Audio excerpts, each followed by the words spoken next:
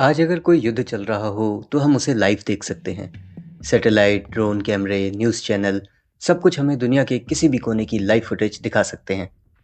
लेकिन सोचिए, अगर मैं कहूँ कि 5000 साल पहले भी एक आदमी युद्ध का लाइव टेलीकास्ट कर रहा था। ना उसके पास कैमरा था, ना इंटरनेट, ना कोई सैटेलाइट। फिर भी वो महलों में बैठकर कुरुक्षेत्र के युद्ध का हर पल देख रहा था। कौन किस पर हमला कर रहा है, कौन घायल हो रहा है, कौन मर रहा है, सब कुछ। और सिर्फ देख ही नहीं रहा था, वो लाइव कमेंट्री भी कर रहा था। उस व्यक्ति का नाम था संजय। इतिहास में शायद वही इंसान है जिसने दुनिया का पहला लाइव वॉर ब्रॉडकास्ट किया। लेकिन सवाल यह है, क्या यह सिर्फ दिव्य शक्ति थी, या फिर कहीं यह किसी प्राचीन एडवांस टेक्नोलॉजी की कहानी तो नहीं? आइए जानते हैं। कुरुक्षेत्र में युद्ध शुरू होने वाला था। इतिहास का सबसे बड़ा युद्ध। 18 अक्षौहिणी सेना, लाखों योद्धा, हजारों रथ, हाथी और घोड़े। लेकिन हस्तिनापुर के महल में बैठा एक आदमी इस युद्ध को नहीं देख सकता था।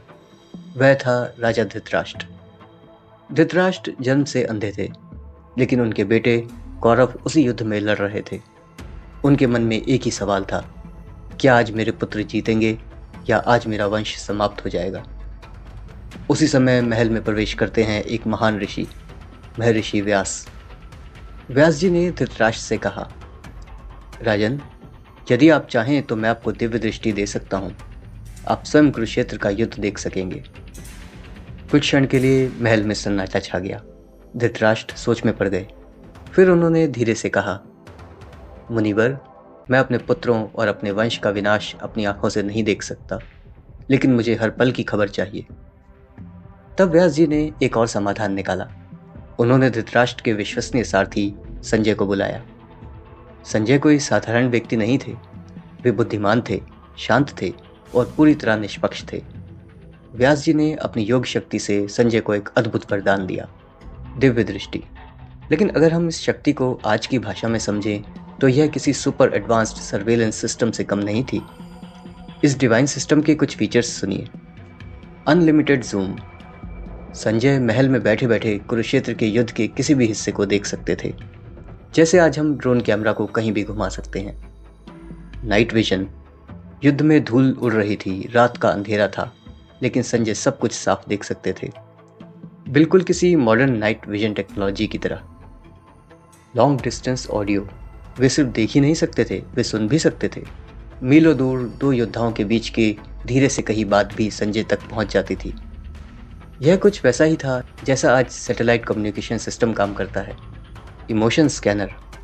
महाभारत के श्लोक बताते हैं कि संजय योद्धाओं के मन की स्थिति भी समझ पा रहे थे। कौन डर रहा है, कौन क्रोधित है। यह कुछ वैसा ही है जैसा कोई ब्रेन सिग्नल स्कैनर।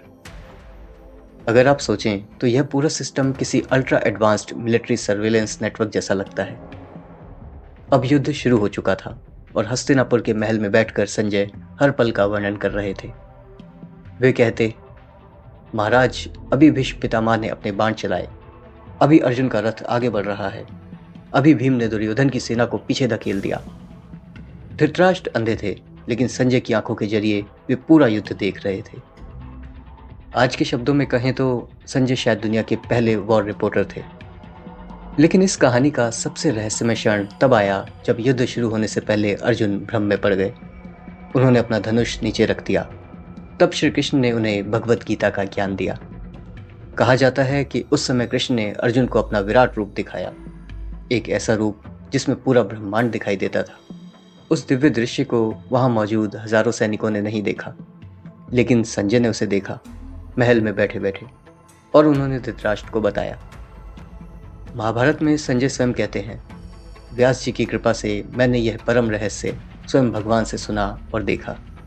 आज हम जिस चीज़ को live streaming, satellite feed, remote viewing कहते हैं, उसकी कल्पना हजारों साल पहले महाभारत में मिलती है। संजय शायद दुनिया के पहले लाइव वॉर ब्रॉडकास्टर थे।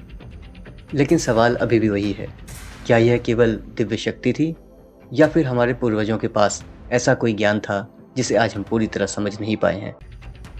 आज वैज्ञानिक ब्रेन कंप्यूटर इंटरफेस और न्यूरल इम्प्लांट्स पर काम कर रहे हैं। शायद भविष्य में हमारे दिमाग में भी सीधा विजुअल सिग्नल्स भेजे जा सकेंगे, कुछ वैसा ही जैसा संजय के साथ हुआ था। तो आप क्या सोचते हैं? क्या संजय की दिव्य दृष्टि सिर्फ आध्यात्मिक शक्ति थी, या फिर वह किसी एंशियंट टेक्नोलॉजी का संकेत हो सकता है? कमेंट में अपनी राय ज़रूर बताएं। धन्यवाद।